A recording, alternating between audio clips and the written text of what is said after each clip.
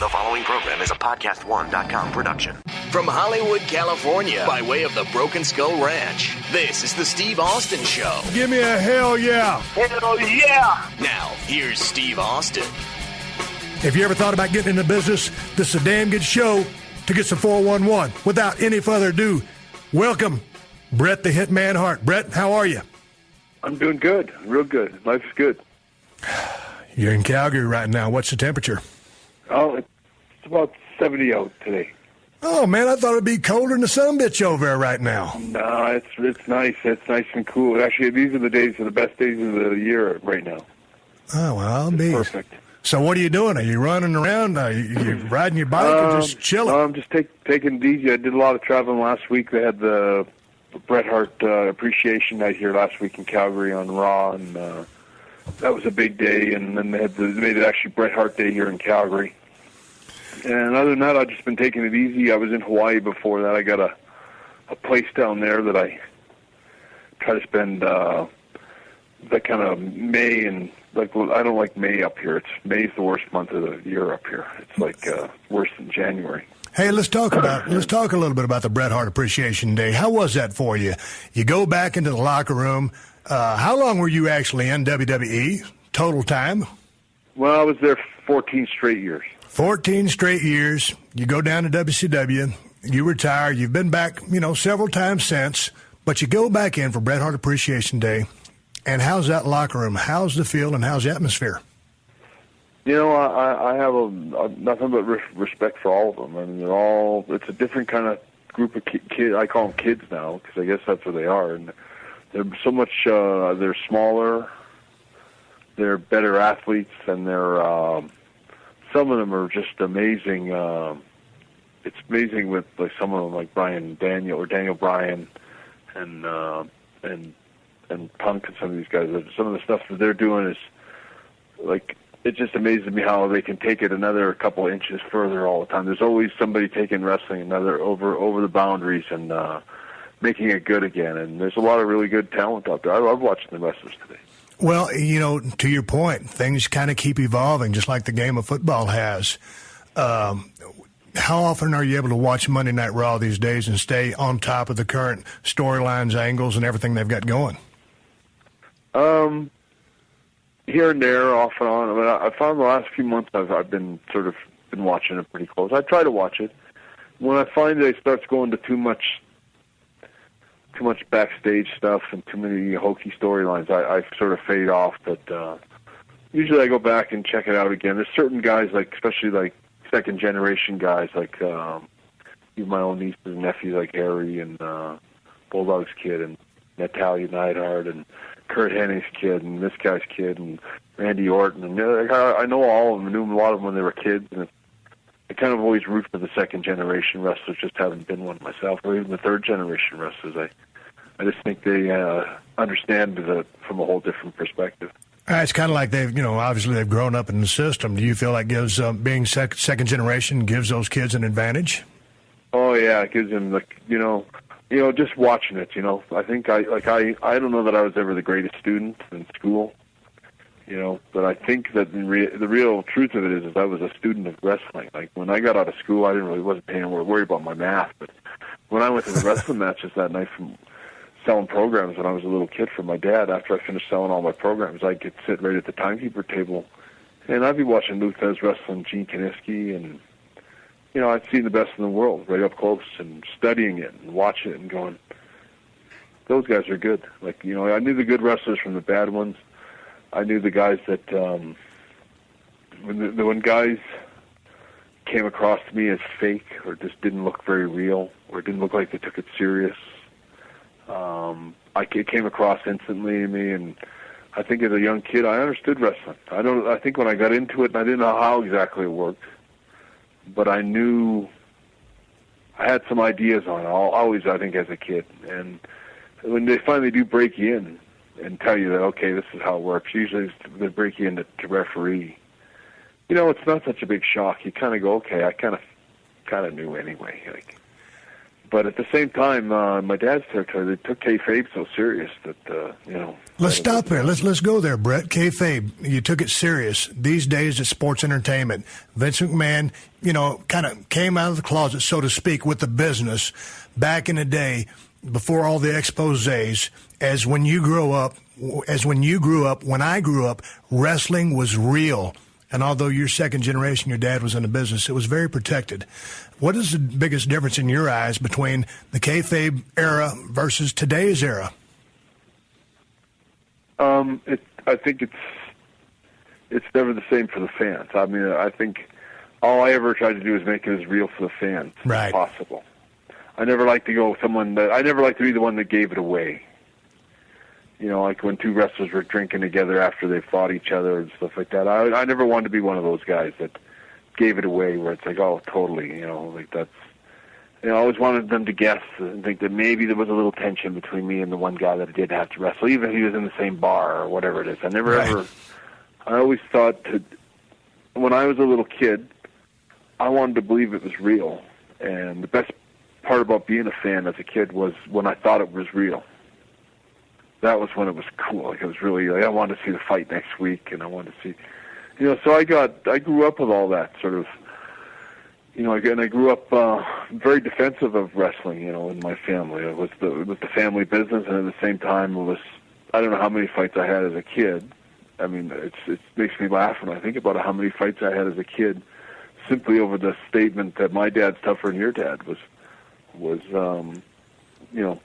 usually led to, a wrestling match on the grass where usually I put a professional wrestling move on, like a sleeper hold or a Boston Crab, or I heard the Sheik's move was it was the Sheik from Detroit that was using it, the camel clutch or whatever. I don't know how many guys I beat with that. When you put a kid in a camel clutch on the schoolyard, you mean serious business, brother. I can remember thinking, you can't do this stuff in amateur wrestling.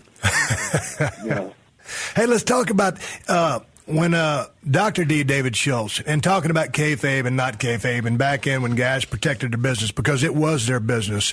And, everything was predicated on the fact that this was real. When John Stossel went back to do that interview with Dr. D, and Dr. D, I never met the guy, David Schultz, but he was probably a little bit on the aggressive side, and he slapped John Stossel a couple of times and really damaged his ears. But obviously a very unwise move, not a smart thing to do, but he was trying to protect the business in his way. What was your opinions when that was going down?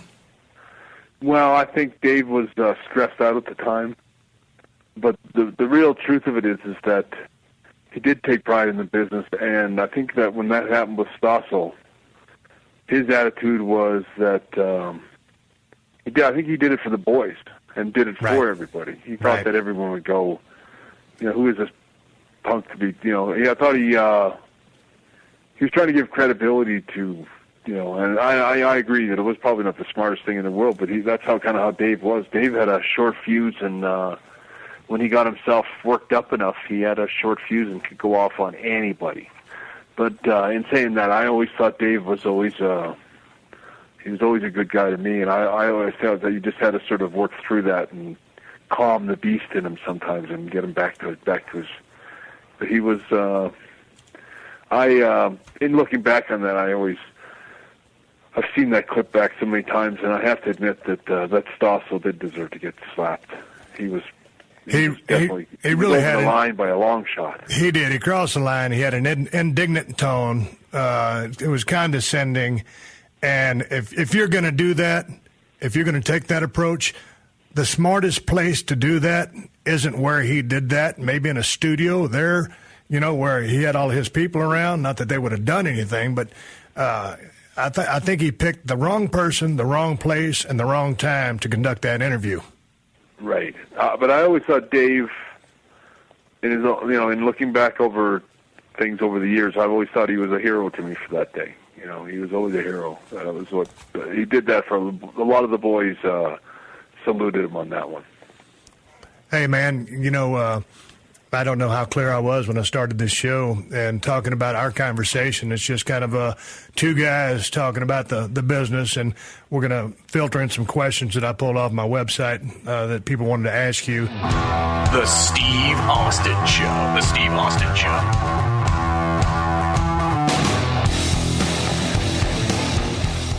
This episode is brought to you by Magic Spoon.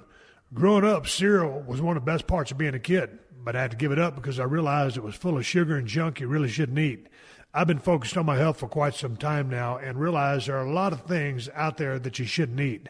I've always known how important it is to eat breakfast for a great start to the day, and Magic Spoon truly fits the bill.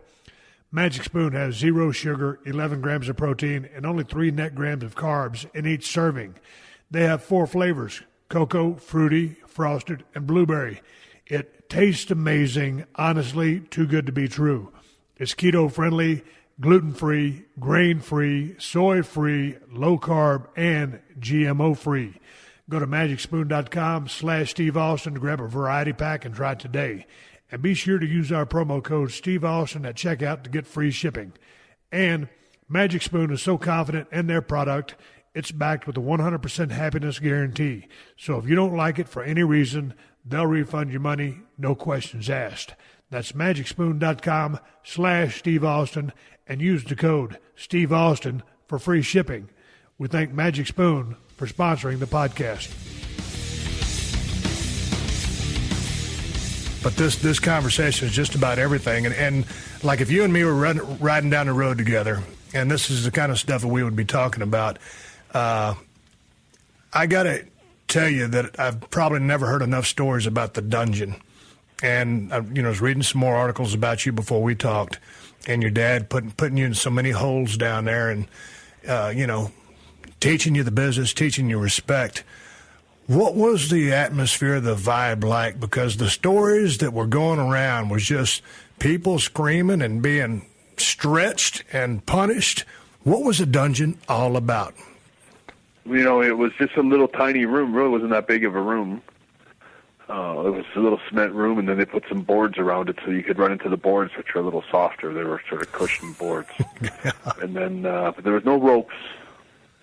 And it was a mat that was as hard as a floor. There was hardly any give to it at all. In fact, it had boards going all the way across it. There was a little bit of padding, not very good padding, and some canvas, and it was stretched out over the mat. It was actually probably a pretty good amateur wrestling mat, but it was not necessarily a good bump. But, it had a low ceiling. It had 2 windows where you could kind of peek in, and which were usually broken from baseballs and stuff like that. But then, the things that happened, then there was a whole weight room with everything. My dad mostly hand-built weights, but he did order some special weights that had the Hart engraved into the side of the weights and stuff. They had some really nice chrome weights that were sort of new for that time period. But your dad wasn't down there teaching chain wrestling. He was teaching wrestling holds and respect. Well, you know what it was he loved wrestling. He was more of his whole thing was he loved to shoot wrestling. He'd wrestle. He'd go down there and he'd have whatever guys were working up here. They would come up on weekends when business was good in the 50s. All the wrestlers would sort of party at my dad's house, and you'd have a beer and hot dogs and barbecue and stuff like that. And they'd have a big barbecue, and Stu would make beer down in his basement, and they'd all drink beer and wrestle all day down long in the gym. The wrestlers would just kind of shoot with each other, pull necks, they used to call it.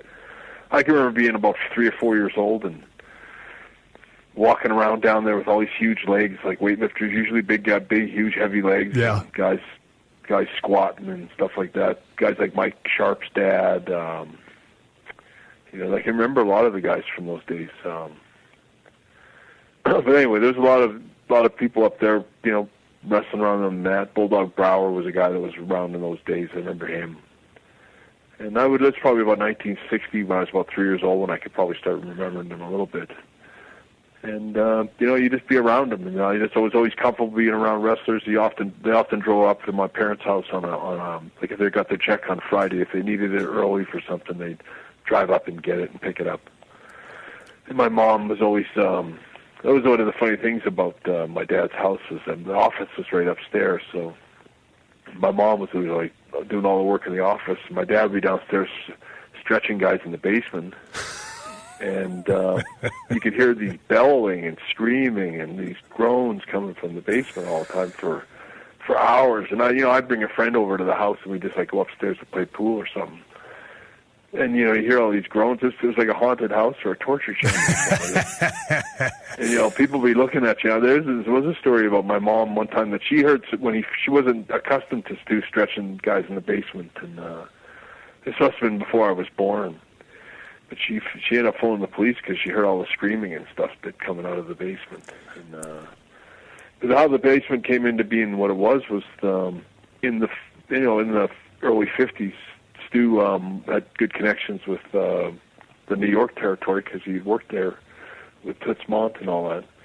And he was able to get a lot of the champions to come up to work up in Calgary for the Stampede and different things and bring them up to these big shows. And wrestling started to take off with television in those days. And Stu was one of the first guys to get wrestling on TV. And my dad ran wrestling like you dream it. It was like this great dream for all these wrestlers. And, they're all guys that he hired, and they were running around the country, and wrestling was super popular, and wrestling became popular, and they bought an airplane. The guys that used to work my dad's territory in the 50s used to fly to the towns. It was like a whole different world. And, by the time I was born, wrestling changed, and wrestling had lost some of its glamour. It was kind of getting kind of old. There was baseball and all kinds of stuff on TV now.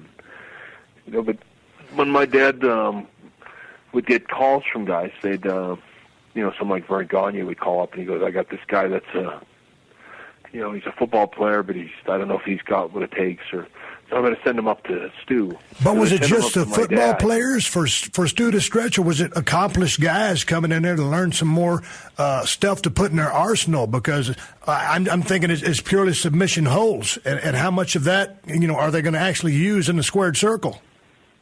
Well, like I said, a lot of times they just bowled around. He was like everybody took on everybody, and he had about 10 guys up there learning. There'd be a couple that are football players, and there'd be a couple that are, that are not, they're just big farm kids, or he but generally looked for guys that, and got reference. Like the guys that ended up here were guys that somebody had said, hey, check out Stu Hart in Calgary. He'll teach you how to be a wrestler. What kind of come-to-Jesus meeting was it for these football players who think they're all that in a bag of chips? And I got a lot of respect for football players, but, mister, when you take that knowledge and put it in there with a shooter and you're in that world, tough day at the office. How'd the football players make out? Well, a lot of guys, if you look back on those days, like Wilbur Snyder and Gene Kiniski and Ernie Ladd, and there's quite a few guys that were football players that got into wrestling and did quite well. I think it's an easy, they're comparable to each other. It's a good big man sport, wrestling is, for someone that gets, especially if you had to leave football because of an injury or whatever. You still got the basics. Wrestling's a perfect thing for somebody because it's a lot of the same movement as a football player. Same kind of running, the same kind of physical contact. What kind of stuff was your dad telling you? Like if he had you in a submission hold and he was stretching you, what was he telling you while he was doing that? Well, there's a lot of people like to describe my dad as a guy that just always tortured guys, but the reality and the honest truth of it is that he never was like that at all. And he was generally a guy that he was so passionate about it. He really loved teaching anybody that would just want to learn.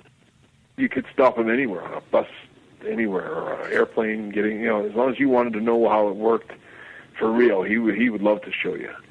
Do you think he loved a good student? If someone that he started to show you how to, bend somebody and bend them up into a pretzel, and he's giving you sort of the fine points and how to get the guy's arm to sweep across this way or whatever. All these little fine-tuning little tricks that he used to have.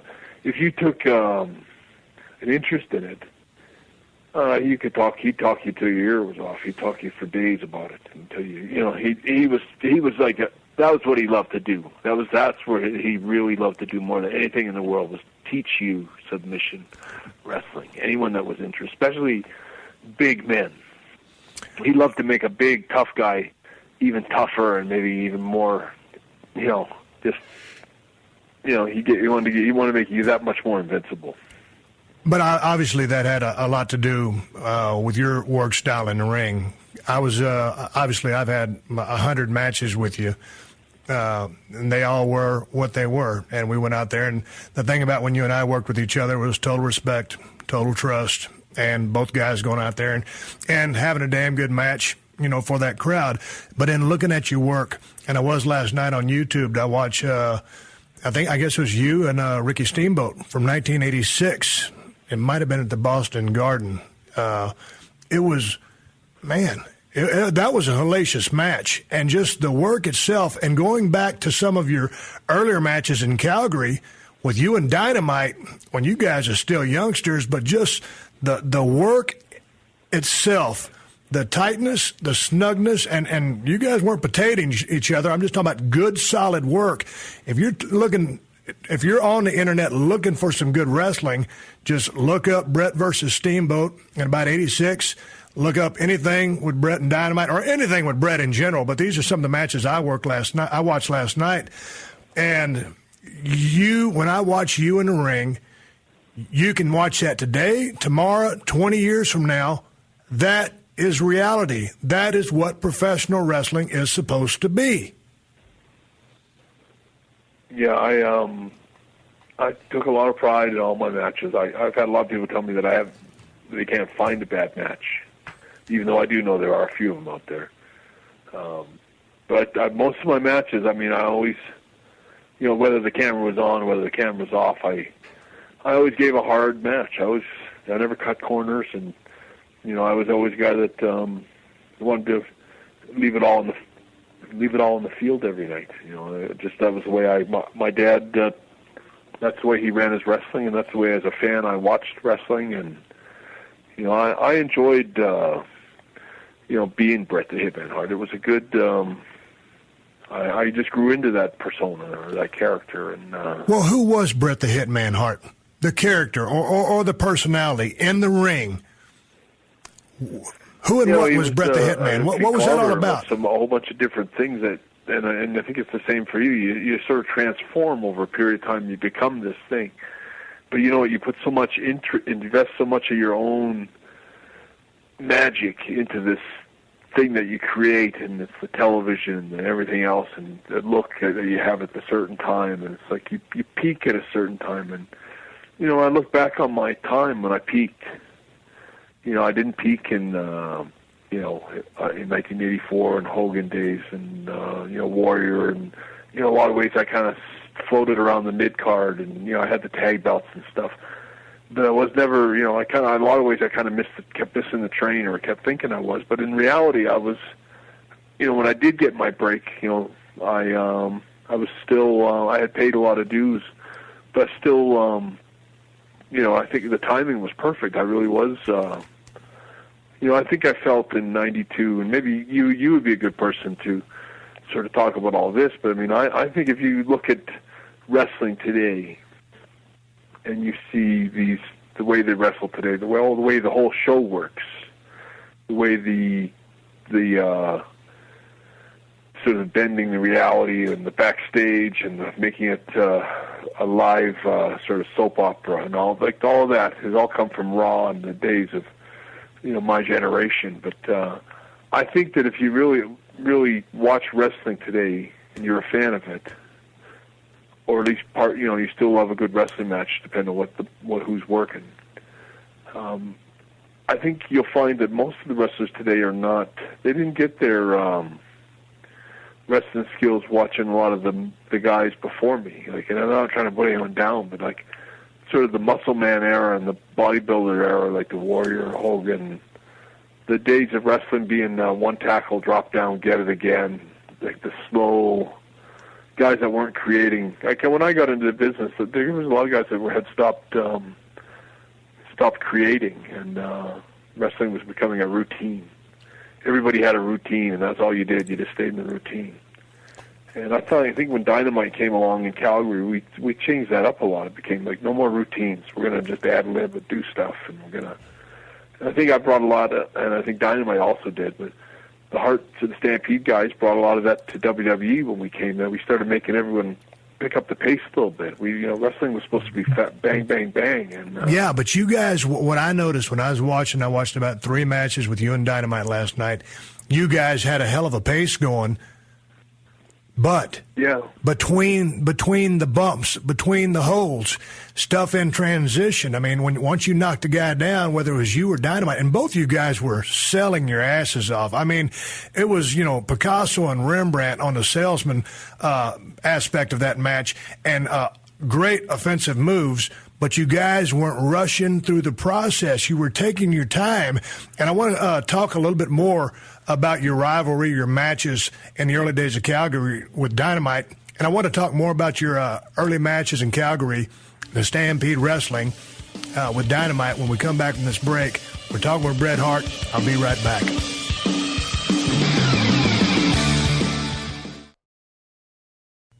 Welcome to the Steve Austin Show.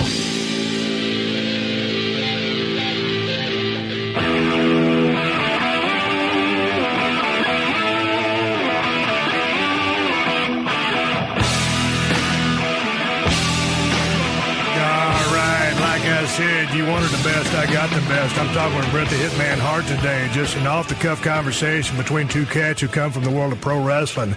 And yeah, I know it's sports entertainment today, but when you're talking about Steve Austin and Bret the Hitman Hart talking, it's pro wrestling.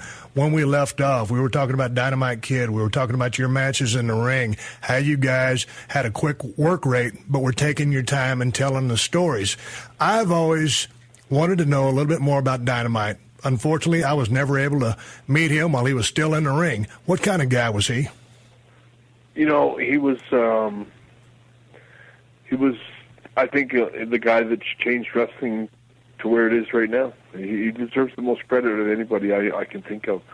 Maybe me, and maybe in some other ways I'm behind him in that. But he really changed wrestling, and he was so fast-paced, and he learned his wrestling psychology or wrestling style in England, which was rooted in actually shoot kind of wrestling with a lot of silly kind of wrestling at the same time, like flips and rolls and tumbling and sort of funny type of wrestling that a lot of Americans laughed at wrestlers that worked like that. But there was some guys that, even Fit Finlay and guys like that before that were, real good wrestlers and legit wrestlers that were in the business, and so in England you could go to one show and it'd be a lot of not very good workers, say, and you might go to another show 10 miles up the road and it's full of like really hard workers and old shooters and guys putting on great matches. And England had its share of great workers, and Dynamite learned a lot of that. And when he came to Calgary and Stampede Wrestling, he was always unfortunately a guy that had a bit of a chip on his shoulder, though. He had a small man complex. He was a small guy. How tall was Dynamite straight up? He was about 5'8". Okay. 5'8", which made him not very tall, but not so short. Was a guy just a walking? I mean, I saw him. He was like a pit bull. He was a real pit bull of wrestling. And but was he just a mean-spirited guy? He was, he was a good guy. He was like a mean little pit bull. Right. If you made friends with him and you got to know him, he was the friendliest little pit bull in the world. But if you crossed him, he'd bite your head off. He was afraid of no man. I mean, when I say that, I mean nobody. He was one of those kind of guys that would go nose to nose with the biggest guy in the company over anything, over the smallest thing, and usually just establish that who he was. He seemed to always want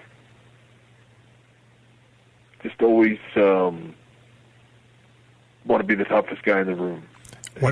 And generally was accorded that respect all the time, because a lot of times, pretty much no matter, despite his size, he was the toughest guy in the room. He was a tough, really tough little guy. When I watched you guys in the ring from your earlier matches back in the day, you guys were just seemingly so on the same page and had such chemistry.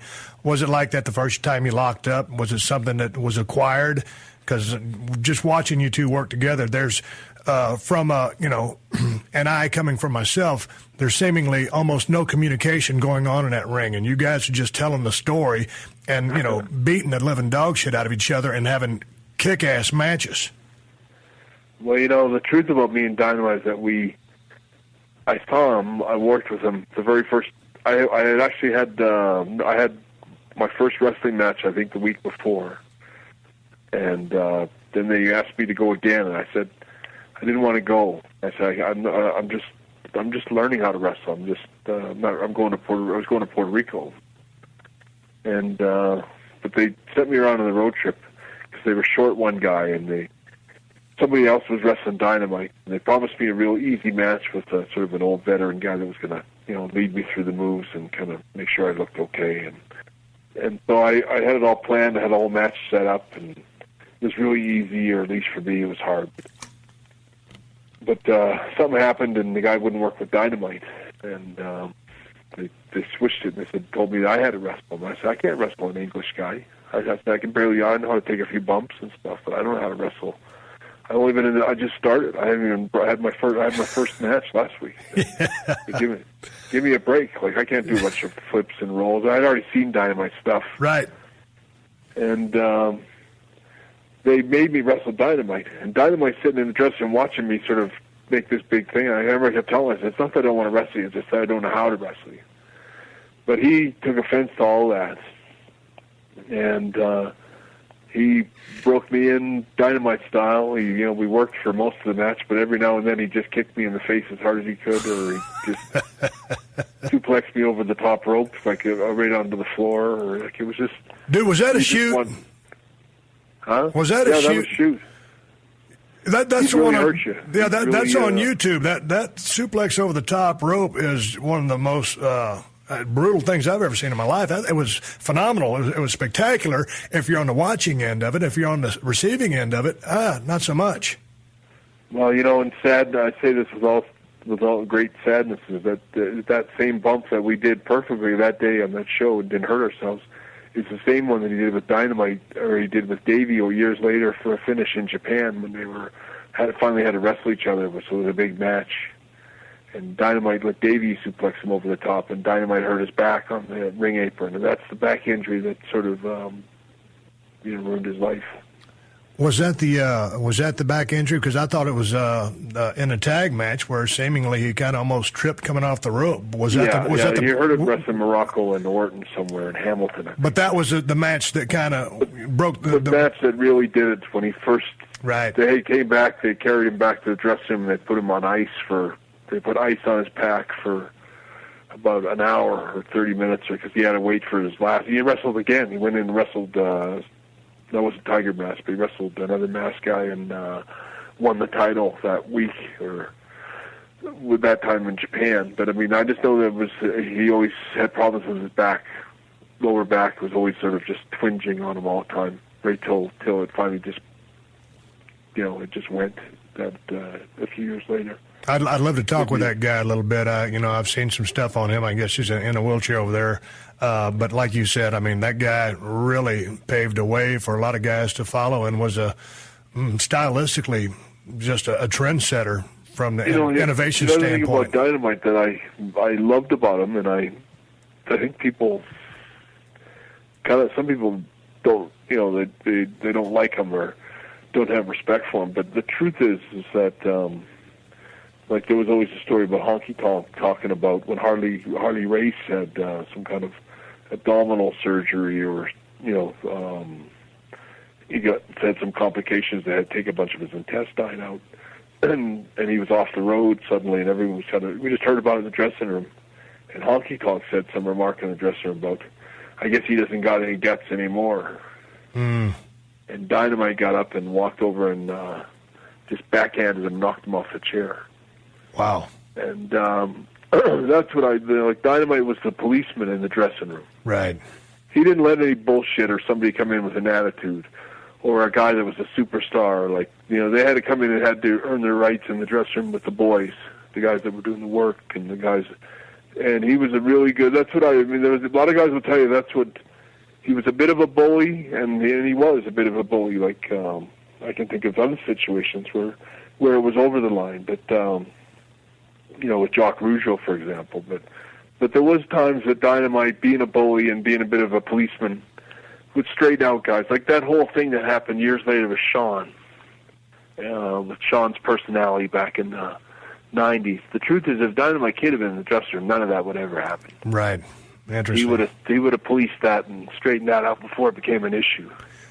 The boys don't do that. The boys have their own locker room, to a certain degree than the talent. You had to always be one of the boys first. Well, speaking of one of the boys and bringing up Dynamite being the policeman of the locker room, I've heard so many stories about Andre the Giant, the boss. If he didn't want you in the dressing room, he would run your ass out. How was Andre back in the day? Was he the king of the dressing room? Because Tim White, referee Tim White, who's refereed so many of yours in my matches, if he didn't want you in there, he would grab your shit and throw it out the door, and you really didn't have much to say about it. How was Andre? He was another one of those guys. They can talk about Andre, but I loved him. I understood him, and I sort of appreciate him, and he was the kind of guy that if you respected him and he worked hard, and then you were, like you said, you earned it. He was always a good guy, and Andre was a great worker too. Absolutely. Don't say that a lot about Andre, but he was a super coordinated guy. And I can remember it's in the new WWE DVD that they just did on me a few months ago, or a month ago. There's me and Andre wrestling in Italy, which makes me laugh even thinking about it, because I can remember going, "Who the hell put me with Andre?" And I remember freaking out in the dressing room, going, "I'm going to do a single match with Andre." And Andre never even kept kind of acting like he didn't give a shit. And I remember no one would give me a finish or anything. I said, "What the hell are we going to do?" And anyway, he finally started laughing and talking about, "Don't worry about it." And I found out later that it was Andre that asked that he could work with me. He said he wanted to say he wrestled Bret Hart one time. And so we booked this single match in Milan. But I will say this much: when he started to drop that elbow on me from that height, and looking up at that body, it's like a piano, like a grand piano getting ready to fall on top of you, and a 7'4" grand piano. Yeah. And I just remember thinking, "Holy shit, he could kill me right now." If he's off by an inch or two, or just slips, or just sneezes or something, I mean, I could die right now. And he dropped that elbow drop on me. It was like somebody covering me with a blanket. It was so. He was such a pro. He really was, and I loved working with him. I had a lot of tags and situations with him, but he was always a pro, and always, if he told you he was going to be there on the finish, or whatever it was, he was there. Right. Whatever he needed to do, he did it. I don't remember Andre. And I also remember.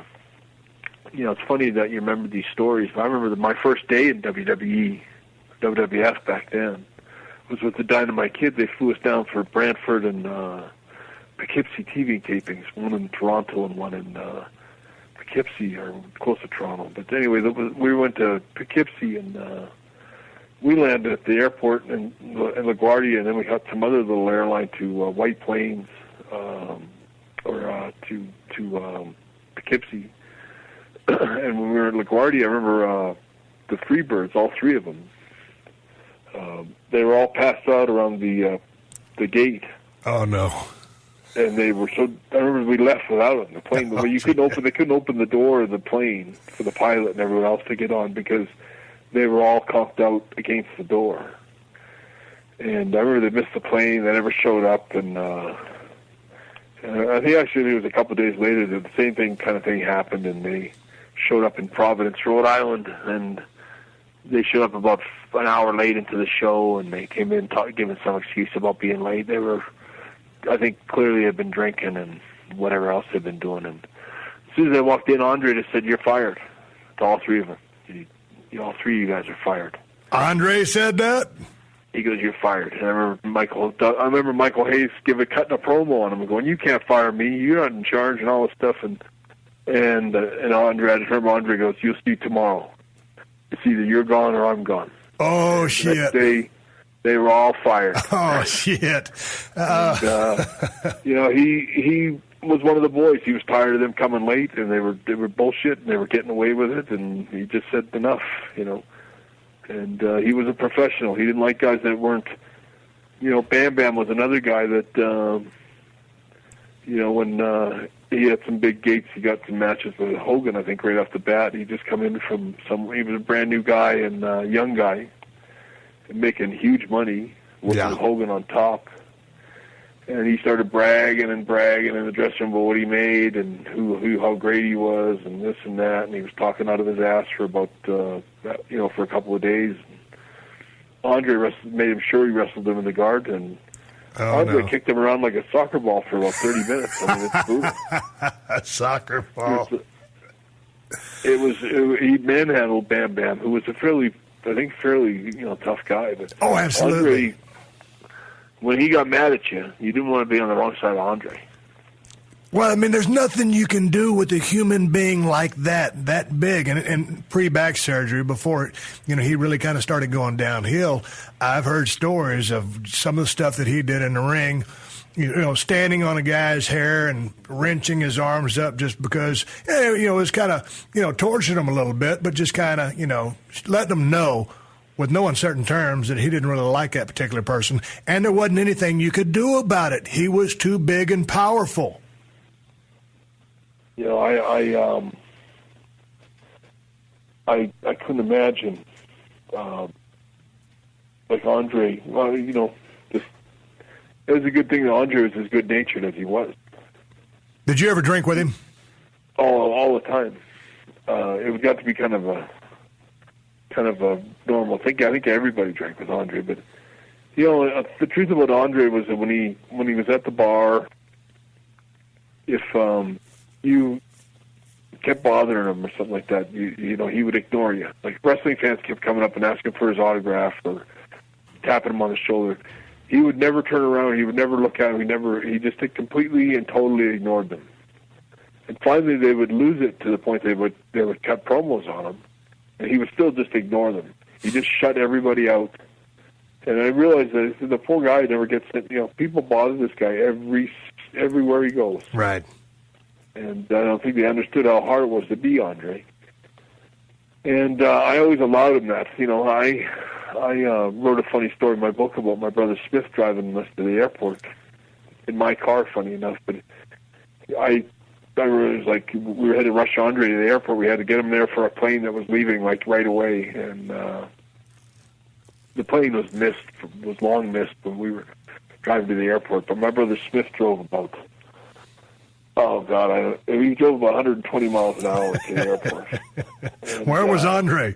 At 5 o'clock traffic. And Andre was in the passenger seat. What kind of car was it?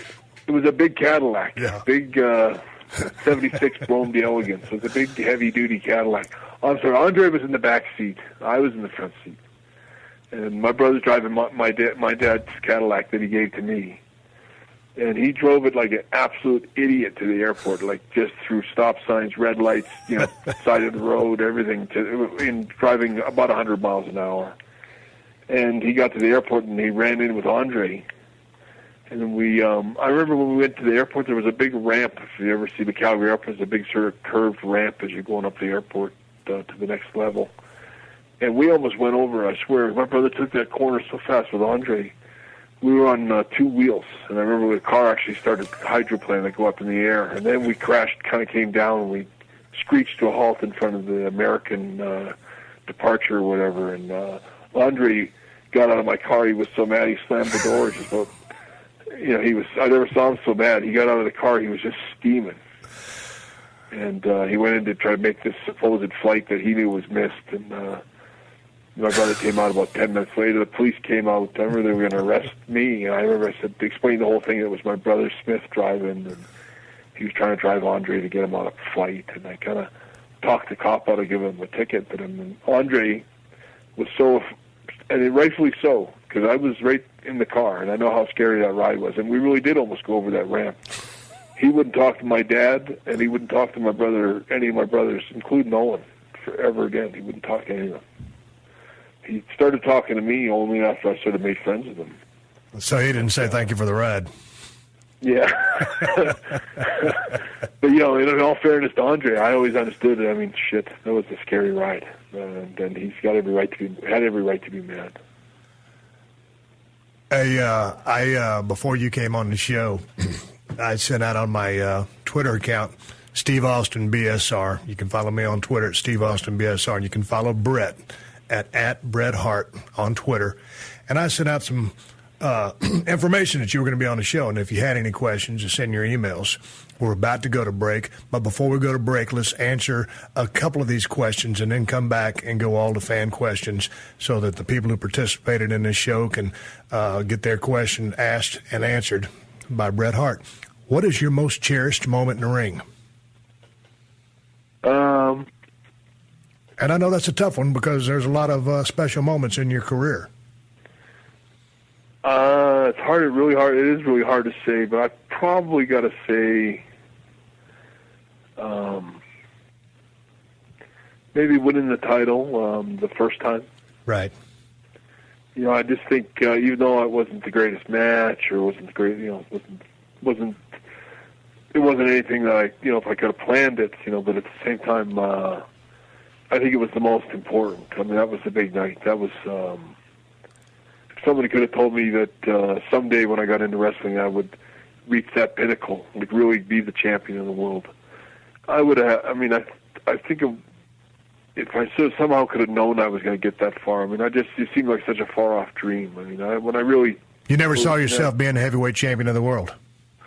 No, not really. It was like that would be in my deep farthest dreams. Like, and that's kind of how I looked at it too. It was like, geez. But that was the craziest dream that I ever had came true. I am the champion. I used to write wrestling magazines, draw the pictures. I had the belt on. I was the champion. I took on everybody. My little wrestling magazine was WWF. I fought my brother Owen in the wrestling magazine. It was really funny, all the stuff I drew when I was about 13 years old, because you know I like to draw. Yeah. But I draw these magazines with myself and different brothers as champions, but Owen was the one bad brother, which was funny because he's the one that used to laugh about that because he used to read my magazines that I used to draw as a kid, and it's, you know, all this stuff kind of ended up playing out for real, you know, or at least for a while there. But it was I've lived a very you know, I know I went through a lot of stuff with Owen and passing and Bulldog and a lot of sad tragedies in wrestling, but to be really honest, I'm very happy with what I got from wrestling. I got a lot of great memories, and I had a lot of great times. And you know, I hope that anyone that does read my book appreciates that it's more about all the good stuff I did. You know. Yeah, one of the things also about your first. One of the other things about your when you first became champion there in WWF was it was a transition because prior to you, it was a big man's game. Yeah, that's what I was kind of saying earlier. Is I think that the wrestlers of today, they didn't grow up watching, you know, Dusty Rhodes, and they didn't grow up watching Hulk Hogan, and they grew up watching Bret Hart, and that's the way they wrestle. That's the way they wrestle today. And I think, you know, the generation that Vince referred to it in that thing last week on Raw, that Bret Hart night, but he mentioned it as sort of the Bret Hart era. But I do think that you know, when I became champion, it wasn't about I didn't have 24-inch arms. You know, I wasn't 6'8", and I didn't look like Warrior either, and I didn't look like, you know, even Macho Man was kind of different. I was the first sort of mid-sized guy to get sort of really, maybe Randy too. I think me and Randy were the first ones to really start making it about the wrestling. And you know, I don't think people remember me necessarily at the time because I got sort of stuck with the belt at a funny time in the business. You know, Hogan had that question on steroids on the Arsenio Hall show, put him in a funny light, and steroids became a big thing. And Vince had his trial, and they thought he was selling steroids to the wrestlers, and there was sex things going on with the ring crew that became headlines, and the business was in a bad slump. Hogan sort of jumped out and left everyone, abandoned the wrestling because he was going to do Hollywood. And there was those saying, like, where's wrestling go from here without Hulk Hogan? And I think, to be really honest, I was the first real like, this is the way wrestling's going to go without Hulk Hogan. It's going to go with Bret Hart. We're going to go into wrestling. We're going to go completely the other direction. And go it did. And the gears in the game of professional wrestling never stop. And it's always going to keep rolling. Doesn't matter what your name is, who you are. And that's what makes the business so interesting. The machine never stops. Sometimes the parts fall off, or sometimes the parts are replaced. I'm talking with Bret the Hitman Hart. The best there is, the best there was, the best there ever will be. When I come back, we're going to go to fan questions and talk a little bit more with the one and only Bret Hart.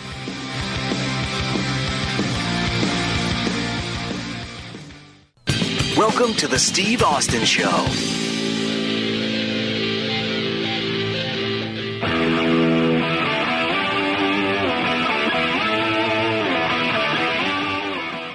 I was deep in conversation with the one and only Bret the Hitman Hart. A lot of you fans wrote in and asked questions. This entire last segment is going to be your questions read by me and answered by Bret. Now, we're going to start it off, Bret. Are you back with me here? Oh, yeah, I'm here. Well, let's start it off with this. All right, trim that out. Okay, Bret, during your time in Stampede Wrestling, who would you say was the most legitimately tough guy on the roster the whole time you were there? And that's from Patty over in Liverpool. Patty in Liverpool sent that. Well, there were a lot of legitimately tough wrestlers all the time. I mean, being tough isn't something you just go through a period. You know, it can really tougher. But I think, you know, my dad used to always say, you know, a lot of guys felt that Haku was one of the toughest guys in the dressing room. I've always heard the name Haku. Everybody that has been around says Haku. Are you confirming that? I'm just saying that my dad used to always say, and I'll imitate him. He'd say, I'd like to see the guy that's going to take Earthquake off his feet. And I think about it and I go, undefeated sumo wrestler, undefeated amateur wrestler, undefeated in every kind of type of wrestling you can think of. Not too many guys pushing Earthquake around. Yeah. Earthquake, pretty tough guy, huh? He was super tough, man. I think I don't have any doubt he would have been a gold medalist if he decided he wanted a gold medal. But he was undefeated Canadian heavyweight champion. No one even touched him. No one could beat him. He had, you know, if you ever look at him, he was a big guy, big fat, like a heavy guy. But he was built like a mastodon, though. He was big boned and heavy. You look at his legs. Yeah, they're like tree trunks, man. They're like those ones in Oregon that are big redwoods. They're like huge. There's nobody pushing him anywhere. I don't even know if an elephant could push him too far. That'd have been a damn good WrestleMania match. Hey, we got another question. This is, let me see, this is coming from Con. Bret from Con in Oxford. Got a lot of people from England. Love the Hitman. They're writing in. People listen to the show all over the world. Bret, if you were in 100% top shape, who would you most like to get in the ring with and feud from today's WWE roster, and why? Well, you know, the guy I would love to work with the most would be Cena. I would love to have wrestled him, and it could never happen. You know, just so everyone knows, but it could never happen. But ideally, he would have been a great, you know, and Steve would appreciate this. The villain, the heel character that I sort of became in '97, that Bret Hart, the one that was bashing Canada and with the Canadian flag and had the attitude and all that same character against John Cena today would be a great, if you could morph them together, that would have been a great match. I think I would have really, I would have had some great psychology and great way to tell a story. And Cena was the great, perfect hero to go against, you know, that Hitman character from that era. You know, I would love to have done that. And in saying that, and it's sort of the same thing as what happened with me and you. You know, when I think of when you and I worked, Steve, that was the beauty of it, that the rest of them was going through this change, and they started liking the badasses, and you know, the guys like John Cena, they're starting to get tired of cheering for the same old sort of, you know, the guy that's number one baby face of the company kind of thing. It's like, you know what, we're not buying this guy, and we're going to go against the grain. And it was a whole transition that's never been, you know, I don't think anyone could understand how hard it was. You never sometimes knew what you were going to happen to go to certain towns. And no matter how bad you get, they cheer for you, and no matter how good you try to be, they boo you, you know. And that whole period, and how we sort of switch places, and sort of, I always tell people, you want to understand great working and great psychology and two wrestlers appreciating the circumstances, that what's happening in the business around them, and how to sort of, I think it's a really it was such a great time. I mean, I know we've talked a lot of times about that match, but I really think there was some great art being made they'll never duplicate that art, that artistry that came from that time period. It was really, you know, it's amazing, because I know that in Survivor Series when we fought, you and I, we tried so hard to make that the greatest match of all time. Like, we really gave our all for that. So when it was over, it was like that. We did everything. We did everything we could think of, every move, every bang, you know, I thought we took it to the edge. And then all of a sudden, the way I remember when we got worked at WrestleMania 13, it was kind of last minute, and kind of like, okay, well, we'll just slap Bret Hart and Steve Austin together again. You know, they got kind of a building thing going, and it's like, yeah, but we just worked a month ago kind of thing. It's like, well, you're going to work again. And it's like, we're going to make it a no-holds-barred match. And, you know, I remember at the time thinking no-holds-barred, that takes out pinfalls. So that makes it even more boring and more harder. You know, we're not going to have the same, you know, and I remember thinking of the match I had with Bob Backlund, the I Quit match, which I thought was my only really disaster match I ever had. But anyway, so I don't think anyone ever realized, I know I didn't, that, you know, that would be such a great match. I think going into it, I thought it was going to be awful hard to come up and try to duplicate what we had already done before. Well, you know, when you're talking about that match and us going back together so soon, I just injured my knee. I was in San Antonio. I was off. It was about 2 or 3 weeks before WrestleMania 13, and I was at home watching Monday Night Raw when Vince made the announcement that in a submission match in the semi-main would be Stone Cold Steve Austin and Bret the Hitman Hart. I was watching TV. I am in the match. I just found out about it. The submission match totally pissed me off because, you know, I didn't have a whole arsenal of offensive moves anyway, and I damn sure didn't have any submission moves, maybe one. So I was petrified and mortified and pissed off. You know, of course, I hadn't been in the company really long enough for them to consult me or ask if it was okay if they booked me in a match. But I was hotter than a sumbitch. And I don't want to talk too much about WrestleMania 13 or any of our matches because I want you to come back and I want to spend a total show on those because I want to discuss certain segments of time that people can go back and reference as we pick through those matches. But your answer about John Cena and working with him, I totally see that. But also, I love the heel aspect of Bret the Hitman Hart from way back in that 86 match with Ricky Steamboat. And I think Steamboat had actually requested to work with you. Was that true? I don't know. Do you remember the match I'm talking about, though? The match that you're talking about was we got news that we were working at WrestleMania. And Correct. And they booked us in Boston, and they booked us in Washington, D.C. to sort of get comfortable with each other, get familiar with each other. And so the match that you watched was the very first match we ever had. But that night in the dressing room before that match, they came in and said the match got scrubbed. They told me I was in the Battle Royal now, and that the Steamboat match was going to be Hercules and Steamboat, which in the end probably was better because Hercules ended up doing a match with him about 30 seconds long, which jobbed out to him, and that wasn't even worth the trouble. I would have hated doing that. But if you switched it. But if you go back, anybody on YouTube to watch this match, that was 1986. Was that in Boston? That was in Boston. You know, the beauty of that match is that we never worked with each other before. And that thing was a thing of beauty. It's seamless. It's so snug, and the timing is there. And that would have been Steamboat versus Bret Hart in Boston in 86. Catch that on YouTube. And you kind of brushed upon the next question sent in from Marcy, and here it is. And since you brought up my name, What was it that you saw in Steve Austin that you knew you wanted to work with him and give him the rub he needed? Without going to a big, long, blowing a lot of smoke up your ass kind of thing. I mean, the truth is, I remember going to Vince when you were stunning Steve and going, why is this guy not here? Vince was going, we don't have any. Vince's office said, we don't have anybody for you to work with. I go, why don't you get Steve Austin? Because I used to bring your name up a lot.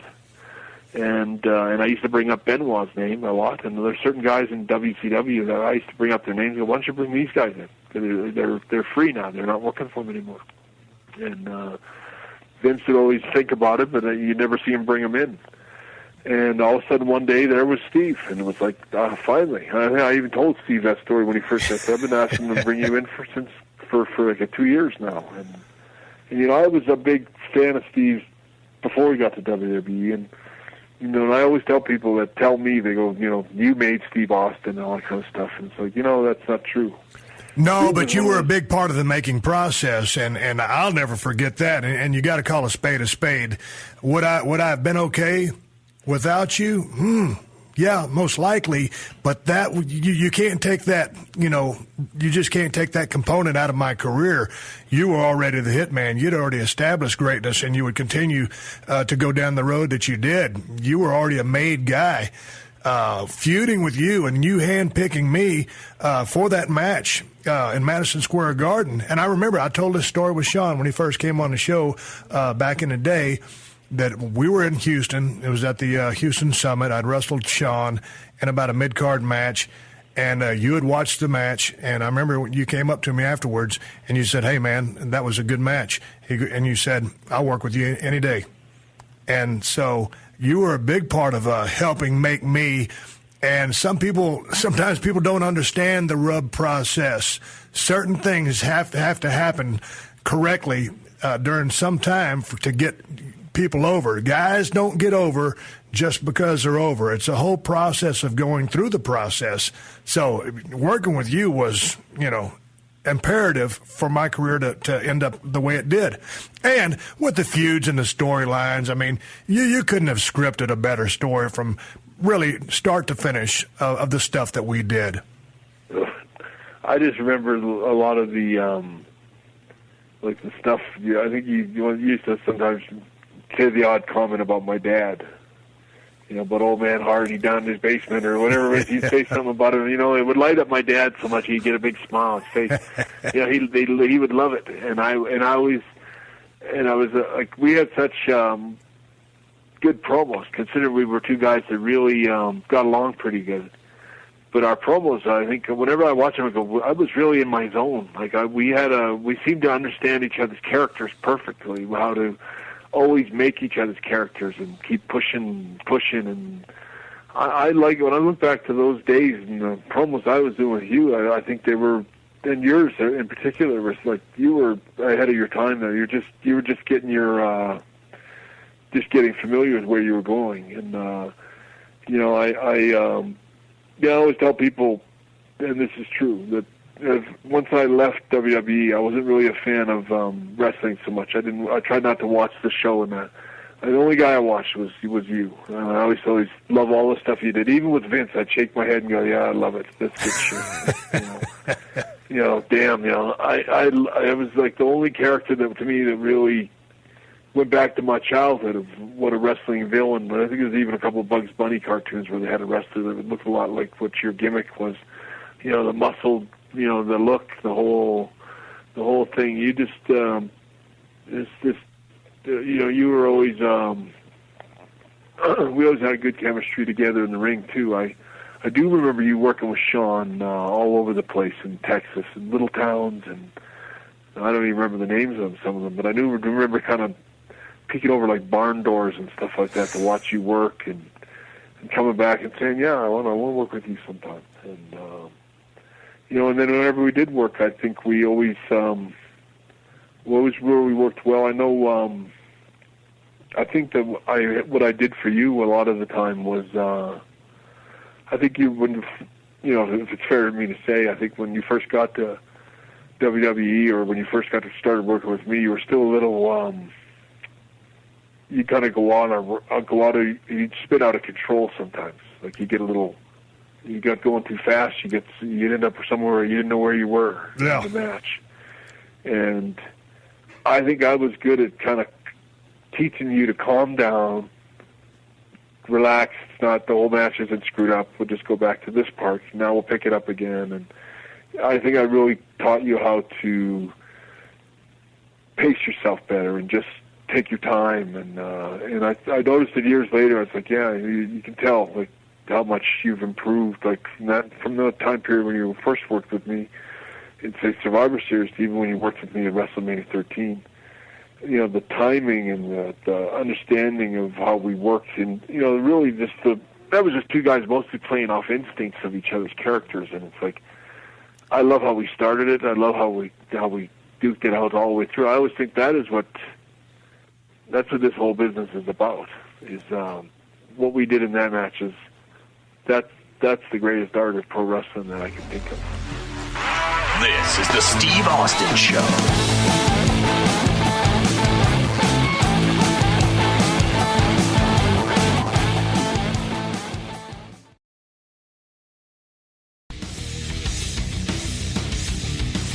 But, you know, when I go back and watch stuff, and I'm just so hypercritical of anything that I see or do, and in picking apart the current product, I mean, you know, I don't mince words. It is what it is, and I'm just passionate about the business. I was watching part of that match last night. You had hit me in the corner. I was hanging from the turnbuckle with both arms. You spun me around, and that was when you started giving me those big haymakers, and I kicked you right in the balls, and you went down. I started using the ropes to pull myself up, and the match continued. But when I was watching that last night, I was thinking, golly, you could have stayed down another 30 seconds. 30 real seconds. I could have, is who I'm referring to. Then started pulling up those ropes. And we had that crowd right in the palm of our hands. But that was just the greatest natural double down that could have happened, and it was. And when I look back and nitpick it, I should have stayed down for 30 seconds. That's what I think. You know, I always tell people, like when I fought Bulldog in Wembley, and it was like I remember going through the whole match with Davey, and it was a long story about the match, but I remember at the very end I told Davey, I said, make sure you, when we get up at the end, I said, I'm not going to shake your hand. I'm going to make like I'm a poor sport. I'm going to keep making out I'm going to leave, but just keep giving me that, just keep staring at me like, come on, you're my brother-in-law. Yeah. You know, come on, I beat you fair and square, and I'm offering my hand. Just keep looking at me with the big puppy dog eyes, and I'll just keep getting like I'm going to leave, like fuck you kind of thing. And I told her, I said, we'll have that place. We can have that place. I'll have that 82,000 ready to start crying if we do it right. And you know what? I remember it's a little thing, but whenever I watched that match, I go, I couldn't get Davey to look me in the eye. And every time he did, he turned. He started trying to work the crowd. Yeah. And I kept saying, "You idiot! The drama's with me. Right. With me. Look at me. Don't look at the crowd. Don't look at Diana. Don't." And he kept. And I remember you see me, I just finally throw my hands up and I just walk over and I hugged him because it was like he didn't get, he forgot. Right. Never did get it, and it was like one of those things that I can just tell you when you watch that show back, as much great as that match is, it's the little details. And another thing that I do remember is when when you and I worked, that we always had good chemistry. You know, we always got along very good in the ring, and I don't think we ever didn't have good chemistry in the ring. Even on that DVD that just came out, they have me and you working in South Africa. And I don't know if you've seen that back in a while. I haven't seen that. I remember that match. I thought it could have been better, but I remember one time, and I did enjoy that match in South Africa. I think I was a little blown up from the travel schedule, but one time we were working in Kuwait, and I think we worked a string of shows together there, and you and I were always, are you laughing? And you might know the story I'm about to tell. We're always dead serious in the ring. And for the first few years when I was in the business, I mean, I didn't think you could smile. I didn't think you were supposed to have fun. I just thought you were supposed to wrestle. And me in a competitive environment, man, I have killer instinct. I'm just out there to compete. Well, hello. Finally, I learned how to relax a little bit and to loosen up a little bit and have fun out there. And when you're having fun, the people are having a good time. And it doesn't matter how serious the angle is. It's just you being you and in the moment, whether you're heel or babyface. Doesn't mean you have to smile. You're just having fun. And so I was out there playing a little bit of Gaga that night. And I was trying to get, who was the referee in that match? I said, I bet I can get Bret to crack. And that's when I started flapping my wings like a chicken. And you barely laughed, and you always used the back of your hand and your hair to cover up your smile. And I almost busted you. Do you remember that? I do remember a match with me. I do sort of remember that. I remember maybe it was the same week or same day. I think it was a 3-day trip. So I remember Owen being in a match with, and maybe you were in it, maybe you weren't, but I remember whoever was in it with me, he was all hijinks, and he was pretending to smoke while he had guys in head scissors. He was pulling all his shtick out, all his funny little gags where he's taking the funny bumps, and he'd call high spots that were impossible to do. And I just remember laughing on the apron so hard. I think the hardest I've ever laughed in the ring was in that match. And it's not very often that you get a chance to, like you said, to laugh every now and then. But I remember with Kurt Hennig, I always had a spot where he'd call some kind of a duck the elbow cross body, and then under, and then he'd kick out, and I'd roll under the rope, and we'd go into a big series of high spots after that. But I remember the first time we did it, I dived a little early, and he was a little too far back, and anyway, I ended up kind of hitting him around the shoelaces with a big crossbody, and we both started laughing, and it was like, and I think the match turned out to be not one of our best matches anyway. So that was the very first time we worked, and we always laughed about doing that spot. So that every time we did work, we did it like that anyway. And we would always kick out. He'd kick out, and I'd be laughing my head off under the bottom rope, and I'd come up and I'd hit him with a tackle, and I'd go through all these high spots where he's bumping and taking arm drags, and I'm coming up and hip tossing him, and it was a lot of complicated stuff, and I'm laughing all the way through it. So I took him over in the headlock, and I was lying there panting in the ring, just catching my breath, and we'd both be just laughing our heads off. And it was fun out there sometimes. It wasn't always what people think it is. Hey, confirm this story for me. We're going to wrap this thing up after this story.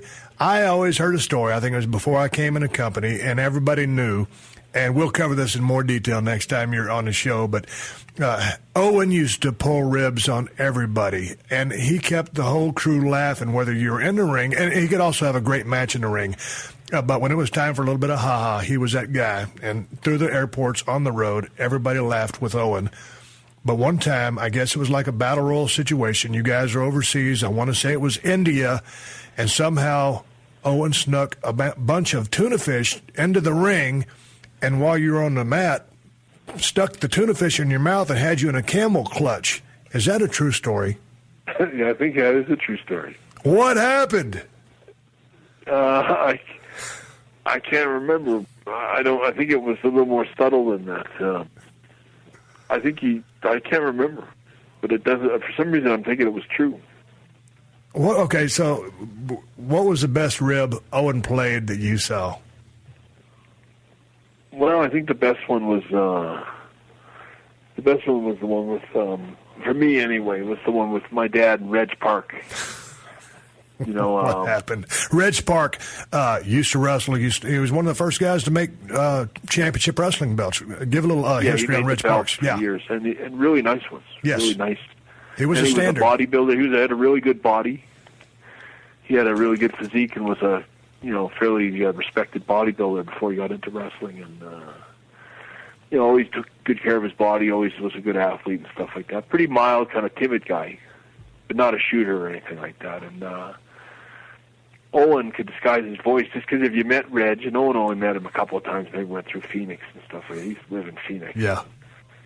Stu knew him and loved him, and every once in a while he'd come up and visit Calgary, because Phoenix is kind of Calgary are sort of twins or whatever, and they, Reg would come up all the time and say hi at different times of the year, and passing through, and so we kind of knew him, a little bit, knew that he worked for my dad, and knew who he was, and I remember WrestleMania 4, I think, in New Jersey or something. I brought my dad down, and he was in a big suite with me and one of my kids in a room, and he had a big long nightshirt on. He was having a great time. He was with his first WrestleMania, and he was meeting different guys and wrestlers, and Owen decided to call him. It was first thing in the morning, and we were just getting up and having breakfast and stuff like that, and my dad's in his nightshirt, and Owen decides that he's going to call my dad up from the lobby of the hotel and pretend he's Reg Park, and he calls up, and I answer the phone because it was my room, and he fooled me. I said, "Who is this?" And he goes,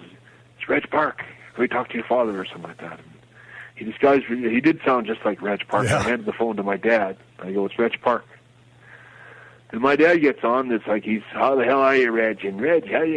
They're laughing, and Owen's kind of playing along with it, and they're having a couple of good chatting away just like the real Reg would. And then all of a sudden, Owen just turns on my dad and goes, "Stu, you never had the balls to try me," or something. That was what it was. "You never had the balls to try me." And he kept saying it to Stu and calling Stu out on the phone, and calling him that he wanted Stu to fight him in the lobby of the hotel. And I just remember seeing my dad's face while he was holding the phone.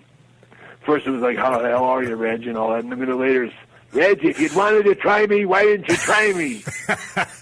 And I remember he got so worked up. I remember Owen kept taking it further and further and further until it got hysterical and he couldn't take it anymore. And my dad kept getting more and more wound up until I was actually like thinking I might have to step in and take the phone from him. And all of a sudden, my dad, I remember he slammed the phone down and sat on the bed in his nightshirt. And I remember he was just shaking his head, and he looked at me. He goes, "That lousy Owen, he got me." Because Owen finally just said, "It's me, Owen. I'm pulling your leg." And it was, it really was the funniest I think that he ever did. He got my dad big time. Oh, Jesus Christ. Oh, man. It makes me laugh thinking about it. I know. That guy, he made a lot of people laugh. I tell you, going through the airports, sometimes we were dead dog tired, and he'd pull a rabbit out of his hat and do something, and everybody would start laughing. But, all right, spent an hour and a half talking to Bret the Hitman Hart. Bret, will you come back and join me on a future edition of the show, because we've got so much more to talk about. I want to go into specifics about several of the pay-per-view matches we had. We touched on them briefly, teased a little bit, but break them down in details and nitpick them. Steve, I'd love to come back. It'd be great to chat. We hardly even got started. It seems like we talked for about 15 minutes. This has been a PodcastOne production. Download new episodes of The Steve Austin Show every Tuesday at PodcastOne.com. That's PodcastOne.com.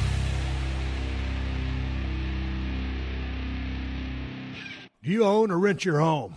Sure you do. And I bet it can be hard work. You know what's easy? Bundling policies with Geico. Geico makes it easy to bundle your homeowners or renters insurance along with your auto policy. It's a good thing, too, because you already have so much to do around your home. Go to Geico.com, get a quote, and see how much you could save. It's Geico easy. Visit Geico.com today. That's Geico.com. New to PodcastOne Sportsnet, Michael Irvin and Ron Jaworski. The MIP. I am the MVP of the MIP. I am Michael Irvin, and I got a great show. It was a shock. It was a shock to the system. I went to practice the next day. I made every tackle. No big deal. Any other coach out here, you lose, you will leave too. But let me tell you what I pulled out of last week. And it made me say, oh, that's a playmaker right there. Y'all saw it. I'm the guy, right? I'm the guy. I'm the guy. Look out! Trouble is coming. Hello, everyone. This is Eagles Hall of Fame quarterback Ron Jaworski, and I am so excited to bring you the hottest new podcast for the NFL and gaming. Welcome to Jaws Picks, featuring me, Ron Jaworski, as I give you my expert analysis and predictions of each and every NFL game. And you could hear the quarterbacks like it was a practice. Yeah. And, man, I was just loving hearing the quarterbacks call everything at the line of scrimmage. You know, they've kind of solved some of their problems over the last couple of weeks, man. They were getting gutted on defense, but that's 53.3% correct against the spread. Download new episodes of the Michael Irvin Podcast every Thursday and Jaws Picks with Ron Jaworski every Wednesday and Friday on all your favorite podcasting platforms. I love reality TV on Pluto TV. Same, and I love that it's free. It gives me the freedom to watch Bravo's Real Housewives Vault channel. I'm totally free to watch Bad Girls Club. I'm free for Jersey Shore. Love and Hip Hop, I'm free all day. Survivor, I'm free all night. With hundreds of free reality shows, you are totally free to watch what you love on Pluto TV. Pluto TV. Stream now, pay never. Pure exploitation, ineptly made, and completely repulsive. Hi, I'm Bobcat Goldthwait. And I'm Sean McKittrick. And 0 Stars is our podcast where we look at our bad reviews and... the bad reviews of anybody who will join us here. Michael McKeon, Eddie Wong. Welcome, Eli. Feels like a film that's shown up to the party over a decade after it ended. Listen to, follow, rate, and review 0 Stars now. Do my bidding. And you can do that wherever you get your podcast.